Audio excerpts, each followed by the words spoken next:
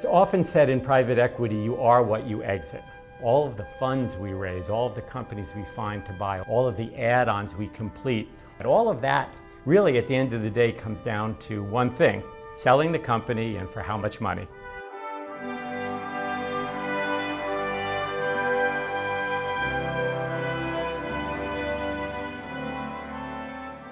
Going back 25 years ago when we started, private equity was really all about what you buy.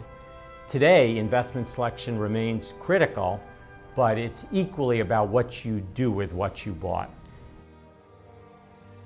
We were one of the first firms to have a dedicated origination team. We were one of the first to build out a large operating team. We've developed our industry specializations along the way. Today, Riverside continues to evolve.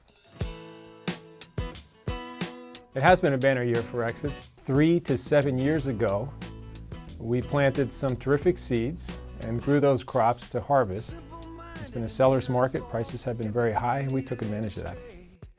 There's really 2 layers of processes. The first is at the portfolio company level, where the deal team, the CEO, the company itself, the board, focus on exiting from the day we buy the business. Then internally within Riverside, we have what's called our Riverside Realization Review. What we're really asking at the RRR, quite directly to the deal teams and the operating partners involved, why haven't we sold the company yet?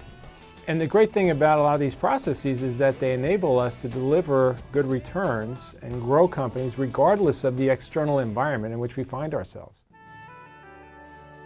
Once again, we've returned more money to our investors than we've called from them. In fact, $439 million, or 2.2 times net cash-on-cash return. We work hard with our management teams to develop a common vision for the company and establish what our goals are. And then we use our unique resources and operating skill set that we have to help the management teams realize on that vision. So we've been deploying processes to improve the value of our very small companies within RMCF for several years now, and we've seen some good results. Over the last 12 months, exits have been a critical initiative at the Riverside Microcap Fund. We've sold 3 platform companies, generating net cash-on-cash returns of 1.7 times and a net IRR of 14%. 2012, we have 2 exits, which have been very good. We've got a 3rd exit, which is planned, which should be outstanding. But 2013 and 2014 are going to be very big years for our investors. Economic conditions in Europe were challenging over the last 12 months, and that slowed down the pace of investment in 2012. Even though this was the environment, we were able to exit 2 companies for a net return of 2.3 times cash on cash and a total of 36 million euros. A combination of, I think, of the resources of Riverside, the operating teams, and the whole knowledge of this company have been able to allow us to work sometimes a little longer with them, but fundamentally bring good returns. Over the past several months, Riverside has had 2 highly successful exits of portfolio companies, one in Australia and one over in Japan.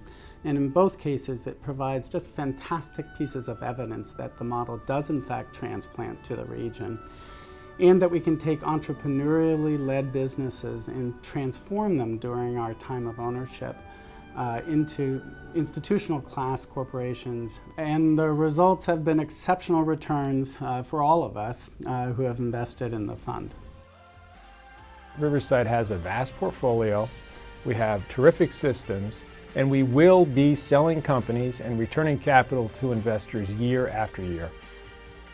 As we approach the Thanksgiving season, I will be thinking about our abundant harvest at Riverside and what it has meant for our investors and for all of us at Riverside. It's truly something to be thankful for. We know it's something that never happens by accident, it's by design.